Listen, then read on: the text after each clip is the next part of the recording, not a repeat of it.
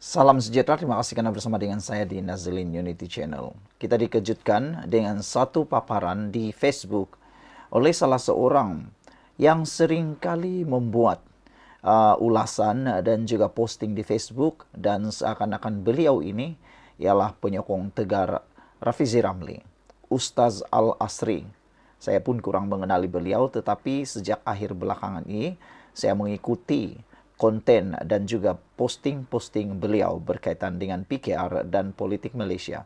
Anda boleh cari beliau di Facebook, tetapi kenyataan beliau, pembongkaran rahsia besar oleh beliau kali ini benar-benar menarik perhatian seluruh Malaysia dan mendapat pelbagai komen dan reaksi daripada netizen, khususnya daripada PKR sendiri. Kekalahan Rafizi kepada Nurul Izzah Anwar masih tidak surut. Sebenarnya isu ini tidak akan surut sampailah ke kemuncaknya. Apakah kemuncaknya? Menurut hantaran Ustadz Al-Asri ini, minggu depan, yaitu hari ini, bermula hari ini, sehinggalah hari Ahad ini, dikatakan kononnya ada rumor, ada kabar angin menyatakan minggu depan dengarnya ada move badan letak jawatan beramai-ramai. Wow. Lagi. Oh, dia kata lambat lagi habis cerita nih. Maksudnya masih ada drama yang lebih besar akan bakal berlaku. Beliau tidak menyebut tentang parti politik PKR maupun Rafizi, tim Rafizi atau sebagainya. Tetapi seperti yang saya sudah nyatakan tadi, Ustadz Al-Asri ini seringkali memaparkan tentang konten-konten berkait dengan PKR dan juga ulasan beliau berkaitan dengan pemilihan Rafizi. Kali ini apabila dia menyatakan minggu depan ada move badan letak jawatan beramai-ramai, ini satu kejutan yang besar. Benarkah ini akan berlaku? Adakah benar akan ada peletakan jawatan daripada mana-mana ahli PKR ataupun tim Rafizi Ramli? Kalau Rafizi Ramli betul-betul letak jawatan ataupun bersama dengan pasukannya, apa akan jadi dengan PKR? Ramai yang memberikan komen, kata mereka kalau Rafizi tiada bersama lagi dengan PKR, PKR akan kehilangan satu lagi nilai yang besar, permata yang besar. Mereka memberikan contoh paling besar yaitu Parti PAS. Parti PAS seperti Anda ketahui salah seorang yang mempunyai pengaruh besar adalah Mat Sabu. Mat Sabu bekas timbalan Presiden Parti PAS. Kalau tak silap saya, Mat Sabu bekas timbalan Presiden PAS. Tetapi oleh kerana berlaku kekalahan kepada pasukannya dalam pemilihan PAS, mereka akhirnya berlaku ketidaksefahaman dan tidak sehaluan lagi, maka wujudlah Parti Amanah. Itu contoh yang mudah untuk kita faham. Kalau pernah berlaku di PAS, pasti juga boleh berlaku dalam PKR. Dan contoh yang seterusnya ialah daripada Parti UMNO sendiri, membabitkan Tengku Razali Hamzah atau Kuli. Seketika berlaku perselisihan faham dalam UMNO, dan ketika Kuli, kalau tak silap dia kalah dalam pemilihan, maka munculnya Parti Semangat 46 yang akhirnya memecah belahkan UMNO. Tetapi akhirnya parti itu kembali semula menjadi kuat. Selain itu, antara pengasas UMNO yaitu seorang bekas Perdana Menteri juga pernah keluar daripada UMNO menubuhkan Parti Negara. Beliau menubuhkan Parti Negara kerana berlaku juga salah faham dalam parti. Semua itu menunjukkan contoh yang mungkin akan dapat kita lihat bakal berlaku dalam PKR. Jadi, adakah benar bahawa PKR akan mengalami kehilangan pemimpin besar pada minggu ini?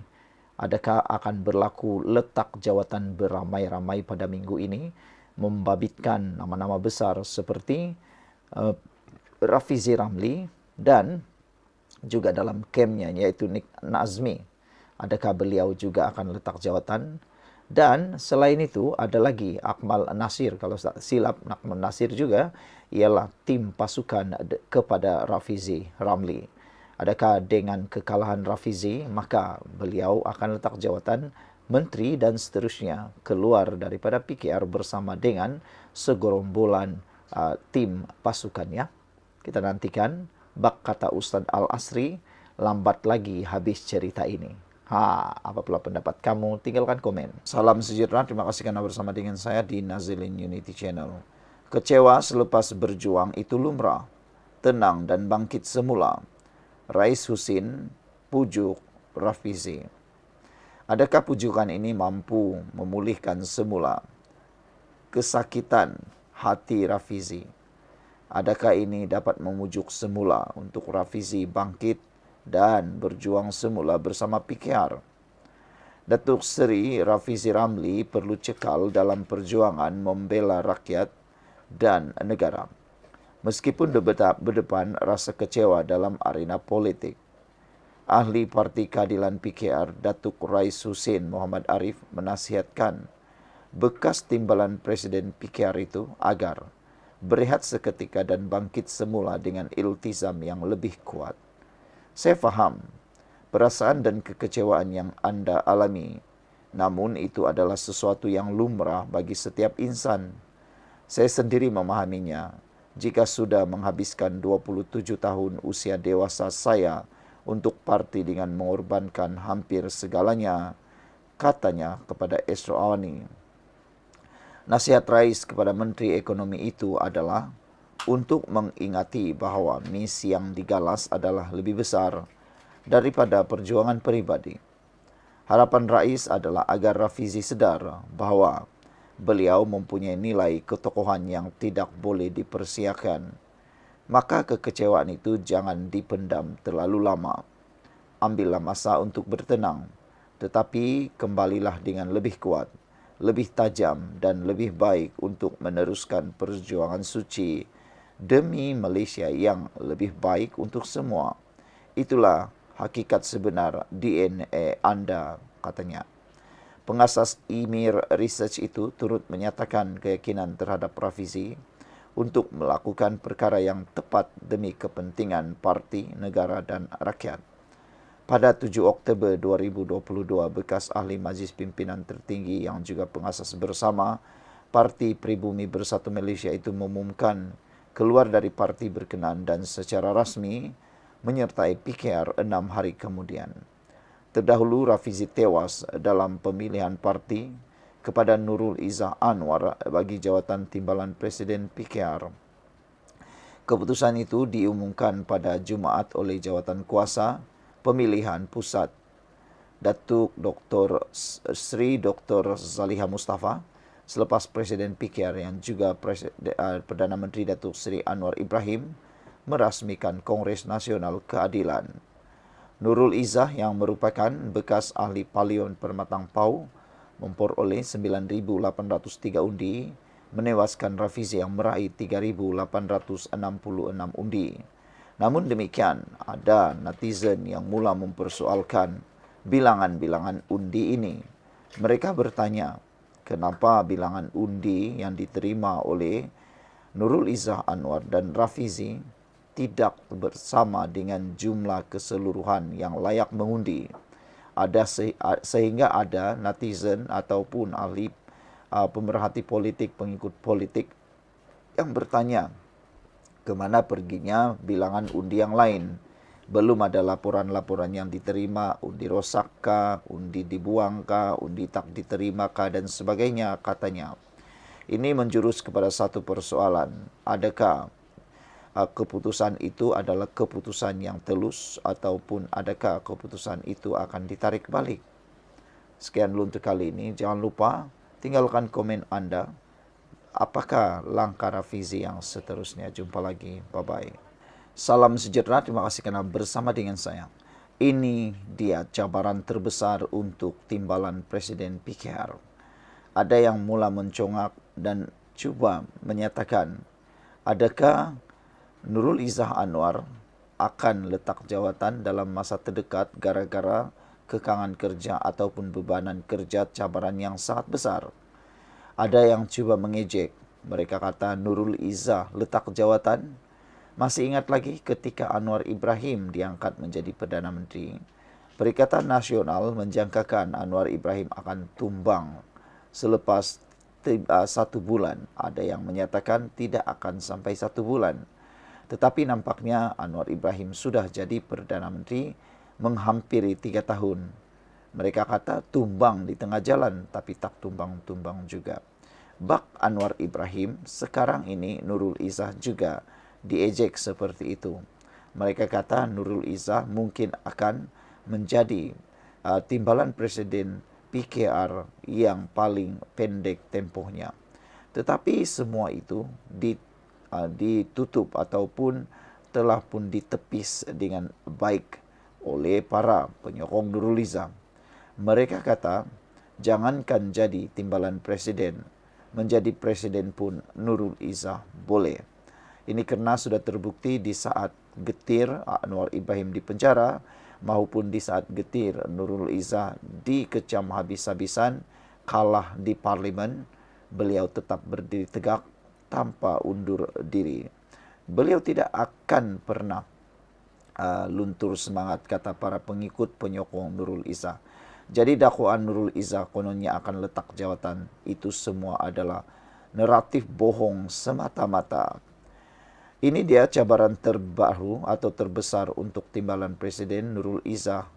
Cabaran terbesar untuk timbalan Presiden PKR yang baru Nurul Izzah Anwar adalah memastikan agenda reformasi yang diangkat oleh partinya itu menjadi kenyataan, kata seorang penganalisis politik. Cabaran yang lebih besar untuk Nurul Izzah ialah pengundi Cina Bandar. Ini kerana mereka tidak melihat reformasi sehingga menggunakan perkataan reformati. Mimpi terburuk untuknya ialah senario di mana mereka tidak keluar mengundi, kata Profesor James Chin dari Universiti Tasmania, Australia ketika dihubungi. Walau bagaimanapun, kebanyakan kerusi majoriti Cina dikuasai DAP. Meskipun demikian, beliau perlu memastikan kerusi majoriti Cina yang dimenangi PKR kekal. Nurul Izzah mempunyai peluang dalam tempo 2 tahun setengah. Oleh itu adalah diharapkan beliau membuat perkara yang betul ke arah reformasi yang diperlukan. Beliau berkata demikian ketika ditanya mengenai keputusan pemilihan PKR yang menyaksikan penyandang Datuk Seri Rafizi Ramli ditewaskan oleh Nurul Izzah. Chin juga yakin bahawa Nurul Izzah tidak akan menyertai barisan jemaah menteri. Dia tidak akan menyertai kabinet. Ia tidak pernah berlaku dalam politik Malaysia, katanya merujuk kepada gandingan bapa dan anak di dalam jemaah menteri. Chin menambah berkenaan satu lagi perkara yang terkesan, ekoran keputusan pemilihan kedudukan Rafizi. Perdana Menteri Datuk Seri Anwar Ibrahim akan dilihat sebagai bijak sekiranya berjaya mengekalkan Rafizi di dalam barisan kabinetnya. Rafizi lebih berbahaya sekiranya tidak berada di dalam kabinet, katanya. Peranan dalam kerajaan perpaduan mengulas isu yang sama. Profesor Awang Azman Awang Pawi dari Akademi Pengajian Melayu Universiti Malaya turut menyenaraikan beberapa cabaran yang perlu digalas oleh Nurul Izzah. Cabaran terbesar pasca kemenangan ini ialah bagaimana beliau memainkan peranan sebagai timbalan presiden dalam konteks PKR sebagai teras kepada kerajaan perpaduan.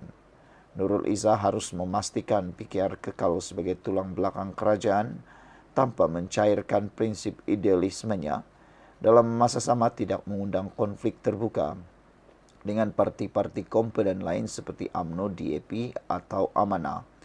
Beliau menambah bahawa timbalan presiden baru tersebut juga mempunyai cabaran di dalam parti, cabaran seperti persepsi dan cabaran dalam kalangan rakyat. Sebagai timbalan presiden, antara cabaran utama Nurul Izzah ialah memperkukuh perpaduan dalaman. PKR seringkali dihantui masalah fraksi, pertikaian pemilihan dan agenda peribadi pemimpin yang menggugat keutuhan parti. Dengan latar belakang kekalahan Rafizi Ramli yang pernah menjadi sekutunya dalam banyak isu reformasi, Nurul Izzah harus bertindak sebagai jambatan antara kelompok progresif, konservatif dan pragmatik dalam PKR.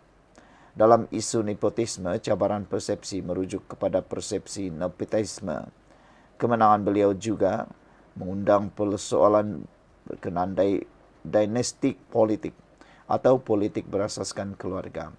Kritikan terhadap dominasi keluarga Anwar dalam struktur kepimpinan boleh menjadi liability kepada imej PKR sebagai parti rakyat.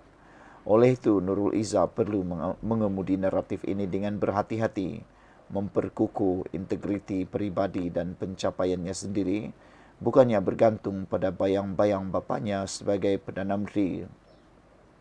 Nurul Izzah perlu keluar dari zon selesa Lembah Kelang dan menjiwai denyut nadi rakyat luar bandar serta Sabah dan Sarawak. Kemenangan sebagai timbalan Presiden mesti diterjemahkan kepada pengukuhan organisasi di akar umbi, pembinaan jaringan sokongan yang lebih menyeluruh, serta memulihkan keyakinan rakyat terhadap perjuangan PKR, khususnya dalam kalangan generasi muda dan kelas pekerja. Maka kemenangan Nurul Izzah sebagai timbalan Presiden PKR adalah simbolik tetapi tidak mencukupi jika tidak diiringi dengan prestasi, ketegasan prinsip dan keberanian membuat keputusan yang sukar. Cabaran beliau adalah untuk membina kembali kekuatan moral PKR, menyatukan parti yang berselerak, serta mentransformasikan idealisme menjadi dasar yang praktikal. Jika berjaya, beliau bukan sahaja akan mengukuhkan kedudukannya dalam parti, tetapi juga meletakkan dirinya sebagai antara calon pemimpin nasional masa depan yang berwibawa dan berintegriti. Melihat kepada tren terkini, adakah Nurul Izzah akan menjadi Perdana Menteri wanita pertama di Malaysia? Tidaklah mustahil untuk beliau memegang jawatan itu berdasarkan kekuatan integriti dan juga masa depan kualiti yang ada pada Nurul Izzah. Tidak juga mustahil untuk melihat bahawa Nurul Izzah mungkin akan menjadi Presiden PKR. Tapi jangan silap, mungkinkah Rafizi akan mencabar jawatan Presiden PKR itu? Kita sama-sama tunggu. Jumpa lagi, tinggalkan komen Anda.